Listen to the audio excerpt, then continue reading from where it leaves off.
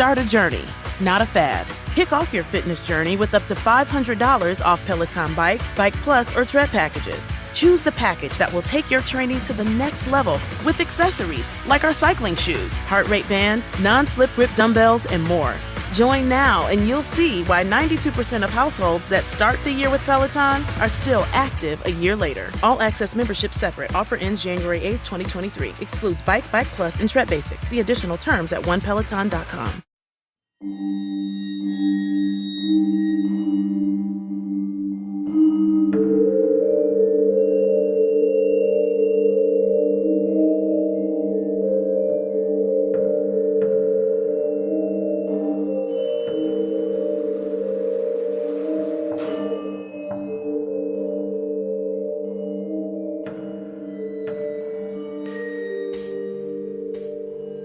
Hello. Hello. And welcome to Real Life Ghost Stories, episode number 10. Woo! Double figures. Can't believe we made it to 10 episodes. Nearly teenagers. Ooh. We're not very good in terms of longevity with things, are we? We tend to start these schemes. Well, I do, and then I never complete them. So, you I know, just don't start them, so 10 episodes is a big deal for us. So congratulations to us. yay, patting my own back. Woo. Anyway, hope you all had a lovely Christmas. Sorry this episode is late, but we had cat drama yesterday, so we couldn't actually get the episode out on time. So, you know, it is what it is. But it's a good episode. And it might even make good hangover material for tomorrow. That's true when you're hungover after New Year's. Our film review this week. Now, we got a review. We have quite a few reviews. We have a few reviews, but we'll go through them at the end of the episode. But before we start our film review, I don't know who you are that told us that we needed to be less chaotic in our film reviews. Yes, I agree. And we're going to try and keep this to approximately 5 minutes. But you never know, there might be one day where you can order a Daniel Rambles About a Film for 50 minutes podcast of your own.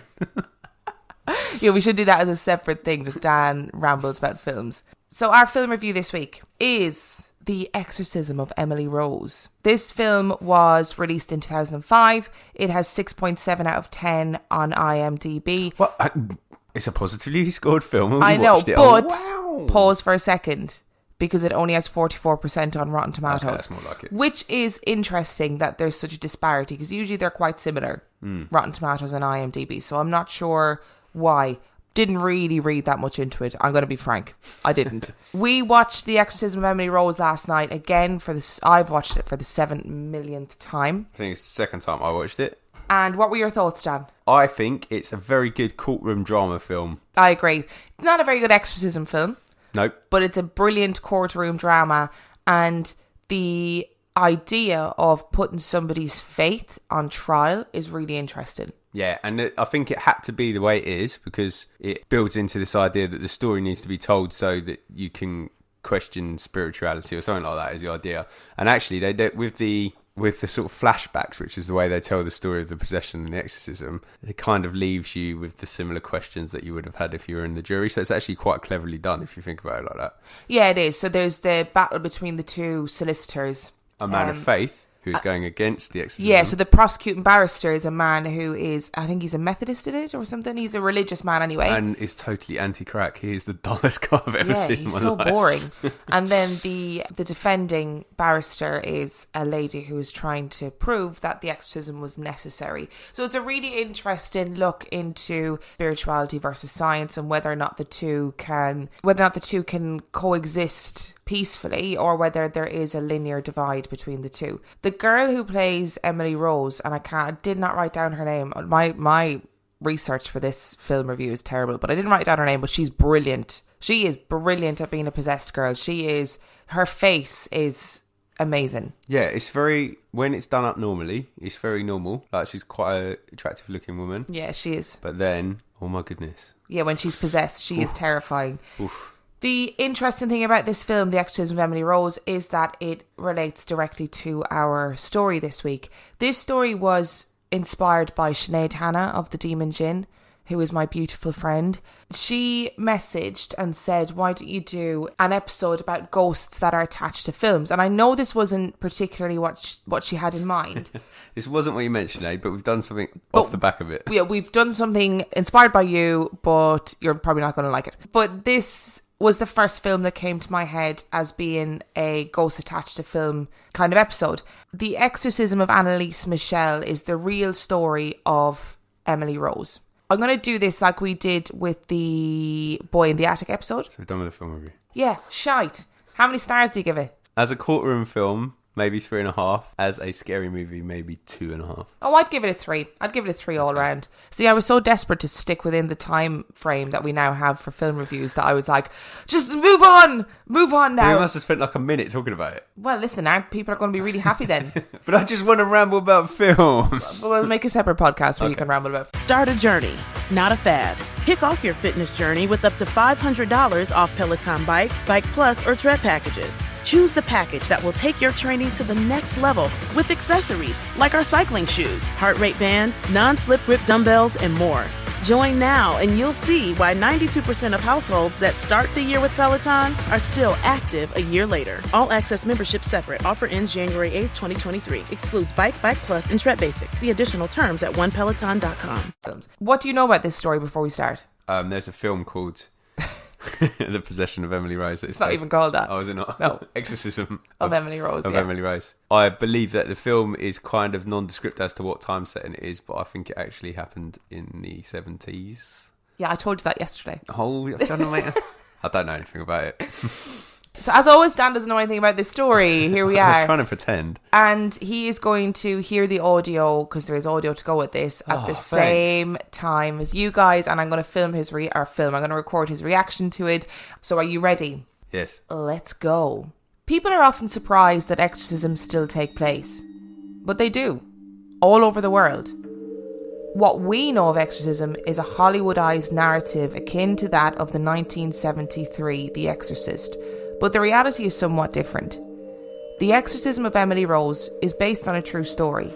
A true story which is the best documented case of alleged possession in modern times. Anneliese Michel was born into a Catholic family in East Germany in 1952. There's a couple of important things that we need to note before we begin this story. The first being that the majority of people, Catholics included, did not believe in the devil, so the existence of demons or even the notion of possession was not an idea regularly bandied about in these parts. The second thing to note is that at this time East Germany was heavily influenced by the atheist ideal of the Soviet state. It's important to note that she was a Catholic, but also important not to dismiss this case because of it. Anneliese was a very sickly child. So much so that she started school later than others because of her delicate health. Despite this, she seems to have had a relatively normal childhood and was spoken of positively by the people around her. In 1968, Anneliese had her very first episode. She collapsed in school and woke later in the night paralysed. This only lasted moments, but it frightened Anneliese beyond all measure. Her second episode did not occur until August 1969, when she had another episode of lost consciousness and paralysis. Anneliese's mother took her to her doctor, who then referred her to a neurologist who conducted tests to determine the cause of these episodes. It was concluded that there was a possibility that she was experiencing epileptic seizures. No medication was prescribed at this time. In June 1970, Anneliese suffered her third episode and visited a different neurologist who conducted the same tests that had been done previously. This time, however, the neurologist noticed irregularities in Anneliese's brain patterns. She was prescribed anticonvulsant medication. During this time, Anneliese had been admitted into hospital and reported seeing Fratzen, which is the German word for creatures known as grimaces. She described the hideous demonic faces that she saw and the feeling of emptiness that accompanied them. She also described the smell that resembled sulphur and burning feces, a smell which seemed to appear more and more frequently in her presence. As time moved on, the grimaces appeared more and more, the smells intensified, and the faces were accompanied by voices which damned Anneliese to hell. Over the next 2 years, Anneliese Michel was taken to see numerous doctors and was given medication to treat the epilepsy and the apparent psychosis that had begun to take over her. There is no record of anyone suggesting that Anneliese Michel was possessed. In August 1973, Anneliese Michel began to hear knocking sounds that kept her awake at night. Again, she was taken to a physician who tested her hearing to ensure that there were no auditory issues. Her hearing was fine. Later, Anneliese began to lose the ability to walk and speak and suffered bouts of severe depression.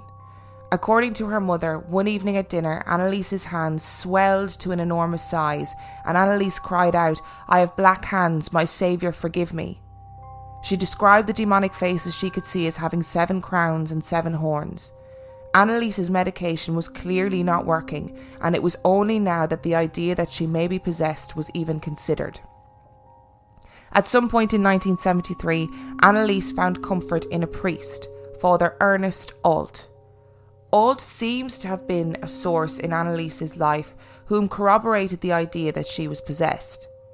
She became more and more intolerant of religious objects, and her mother reported that one day she found Anneliese in a trance-like state, standing before a statue of the Virgin Mary.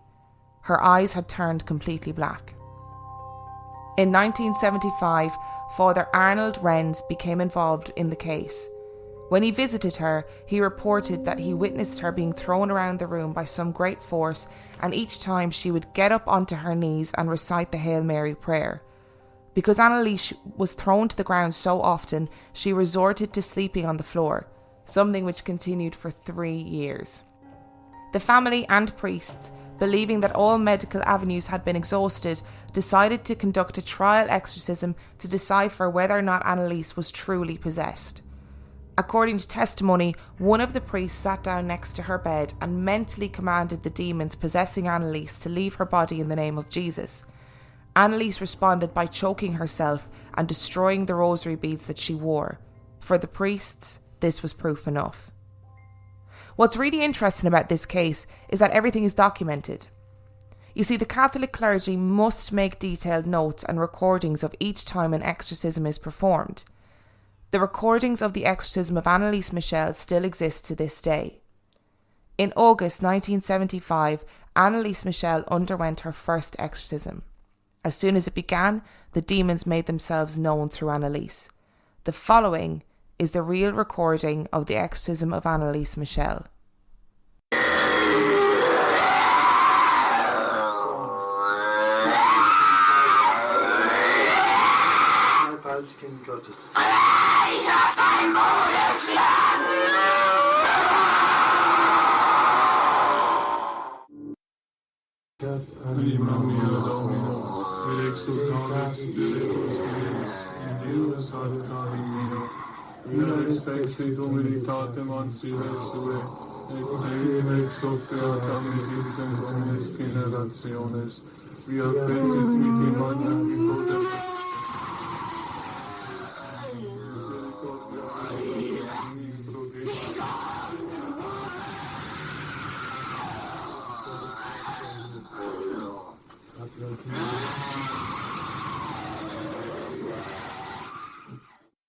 So what do you think? I really hate listening to that kind of thing.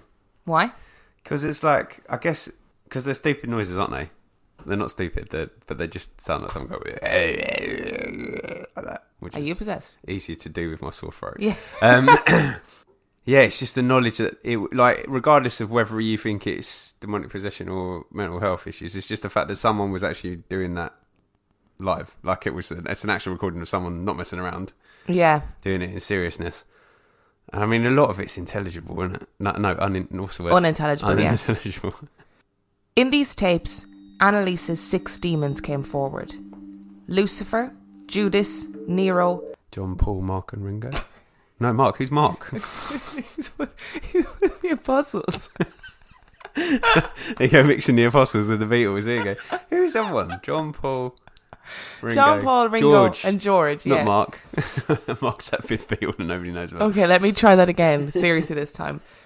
Lucifer, Judas, Nero, Cain, Hitler, and Fleischmann. Why are you pointing at me for? Did you say Hitler? Yeah.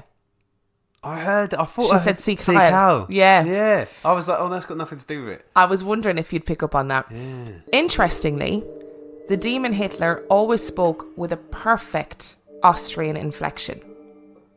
Anneliese began to speak in tongues and attacked family members with a newfound superhuman strength.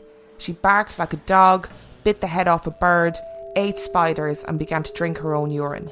She was thrown around with such force that she would bounce from wall to wall and was always covered in bruises. Despite the fact that she ate huge quantities of food and drink, she became more and more emaciated. Furniture was reported to move on its own in her presence. Through all this time, Anneliese maintained a relationship with her boyfriend Peter. It was on a walk with Peter that Anneliese had a vision of the Virgin Mary. The Virgin Mary had asked Anneliese to continue her possession as penance for the sins of the world. Anneliese agreed. She wished to be martyred. After this moment, the demons during future possessions described themselves as being trapped within her. They wanted to leave, but they were bound to her. After this point, it was alleged that Anneliese developed stigmata, wounds on her hands and feet that resembled the nails used to crucify Christ. Shortly after the appearance of the stigmata, Anneliese began to decay. No one could understand why, but despite the constant food and drink, she began to waste away, literally decaying before people's eyes. On the 1st of July, 1976, 23-year-old Anneliese Michel died. She had endured 67 attempted exorcisms. When she died, she weighed 30 kilograms, and both her knees were broken due to continuous violent genuflection. The priests and her parents were charged with negligent homicide, but served no prison time. They did not gain any profit from the case or the subsequent film, The Exorcism of Emily Rose. Anneliese Michel's post-mortem showed absolutely no abnormalities in her brain, not even on a microscopic level. It's very similar to that film, isn't it? Yeah, I think it's just one of those things, isn't it? It's like, it depends what side of the coin you fall on in terms of your own beliefs and understandings of that kind of thing, I guess. There's an argument, you could see, sort of going back to the film, you could see the argument for epilepsy or psychosis or something like that, being quite strong. But then also, I guess if you're siding on the spiritual side of things, it's something that could happen. And actually, there's some things in there that are quite hard to explain away from psychosis, I guess. Particularly if she's eating and not actually getting anything from it. So now you have to remember that everything about this story is based on witness testimony. So obviously there's the recordings, the audio recordings of the exorcisms, but everything else comes from witness testimony. And apparently she was eating, like, gorging on food. There was a report that she would eat huge quantities of food and then drink 2 litres of juice or water all in one go. But she literally just could not put on any weight. And there was a report that the previous year she had had a similar episode where she was eating and losing vast quantities of weight, but she had recovered. Yeah. But to me, it's indicative of an eating disorder. It's not necessarily anything supernatural. But if you do but there has to be some sort of exit of the food though for the week. Like, they don't say anything about her throwing up or. But maybe they just didn't see it. And her actual cause of death was apparently starvation, but there was no injuries on her body that are conducive with somebody who's died of starvation. So, you know, if somebody dies of starvation, they get sores, where their skin is too thin, where they've been bedbound, whatever. There was none of that. She just starved and nobody really knows why. So it's a really interesting case. It's the documentation of it, I think, isn't it? All the evidence and stuff that they've got to back it up. Because without going too conspiratorial, that kind of stuff gets covered up very quickly normally, doesn't it? Because they don't really like you to know about that, the ins and outs of what happens and that kind of thing, the church. No, and in Germany at the time, there were only 3 exorcists, and apparently they all practiced in secret. Even though it was, there was obviously a large number of Catholics, the German society was not hot on the devil. Whereas in France at the time, there were 70 exorcists who were all very open about what they did. So there was a different mentality around the idea of the devil and demons. It wasn't something that was universally accepted, or it wasn't something that people were really frightened of. And I think what makes this case even more interesting is the fact that there was so much medical intervention. Yeah. Up until the day she died. Was it East Germany as well? Did you say East Germany? Yeah, so it's a different mentality over there, because it's very anti, like you said in the opening, it's quite anti-religion. It was leaning towards a secular state rather than being a religious state. And up until the day she died, she was still taking her medication. She never stopped taking her medication. That's not what it said in the film. My God. Lies. So what do you think? Do you think it is paranormal, or do you think it is a very sad case of mental health issues? I think it's probably... I'm going to side on paranormal because I like that kind of thing. But I think it's important that I think it would be very hard to build a case for neglect in either way. I know they got charged with it, but they didn't go to prison. I don't think anybody in this case set out to harm this girl. No. I think everybody in this case had her best interest at heart. Yeah. Even if they were misguided. Yeah, and it's even harder to prove so if she carried on taking the medication all the way through, because that was kind of the selling point in the film, wasn't it? That she stopped taking her medication. She stopped taking the medication. That was her downfall, and therefore it's very hard to pin neglect on this, I think. So yeah, that's one thing I would say, regardless either way. But I'm going to go paranormal. I'm going to go mental health issues. Yeah, I knew you would. See, the thing is, that audio is really scary.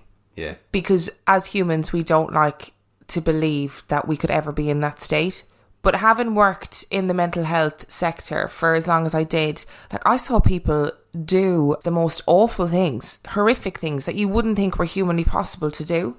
But mental health is a really tricky thing. And it's not, those 6 demons that she apparently was harbouring, like Cain and Hitler, and they're all really common Judas, yes. So they're just the ultimate bad guys. And there are some theologians who suggest that the demons took the form or took the names of those people to give it a contextually frightening situation.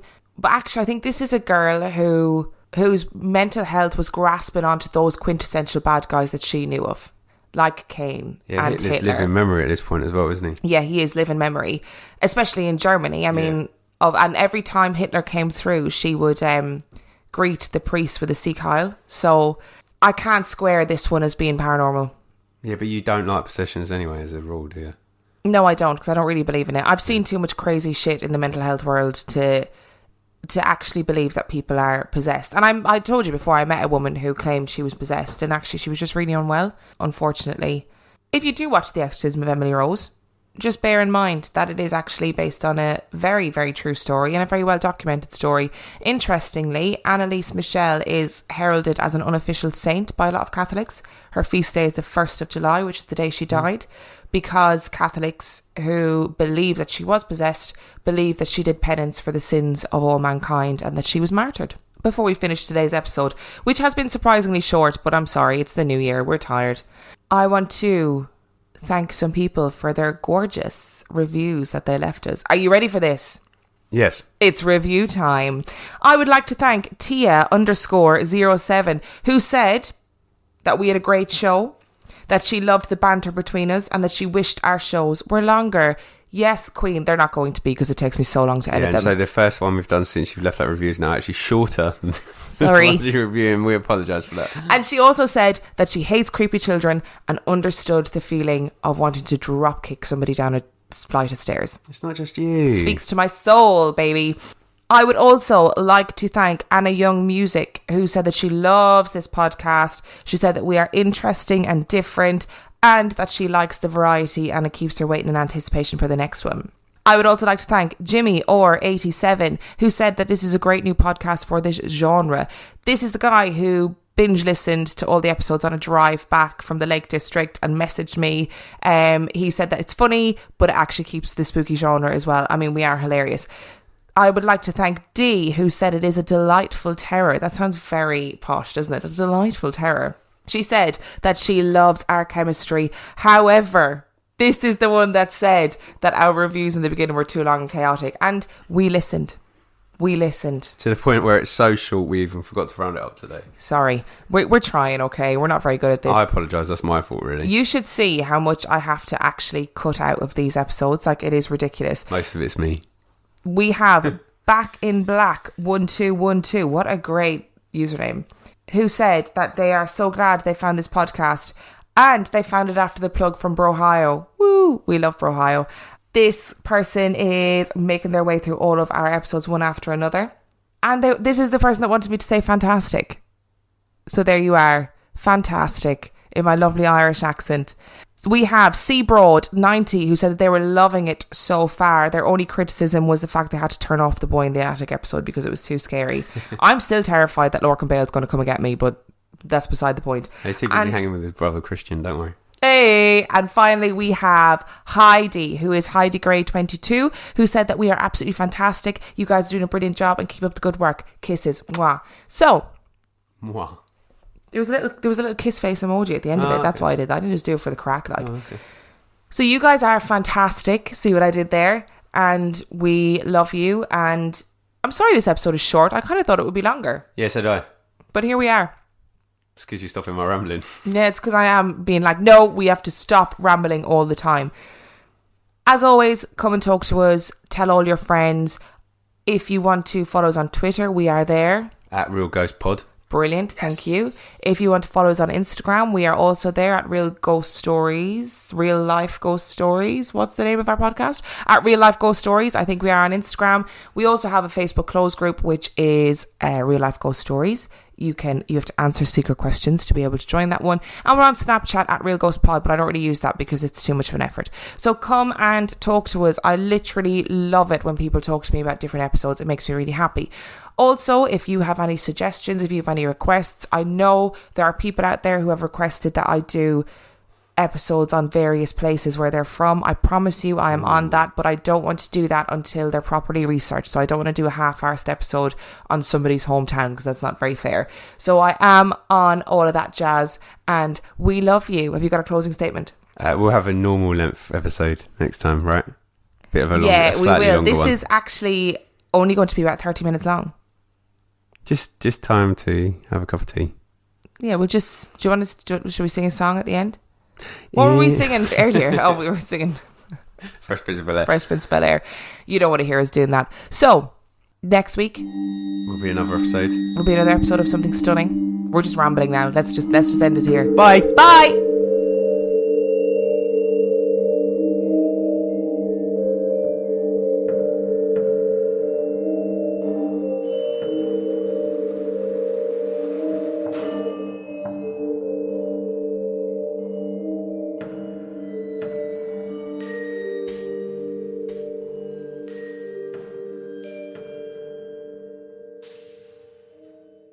Did you know Nissan EVs have traveled 8 billion miles?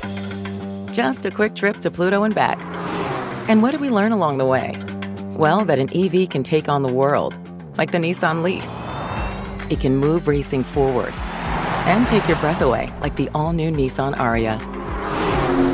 We learned to make EVs that electrify. 8 billion miles driven by Leaf owners globally since 2010. Ariya not yet available for purchase. Expected availability late fall, subject to change.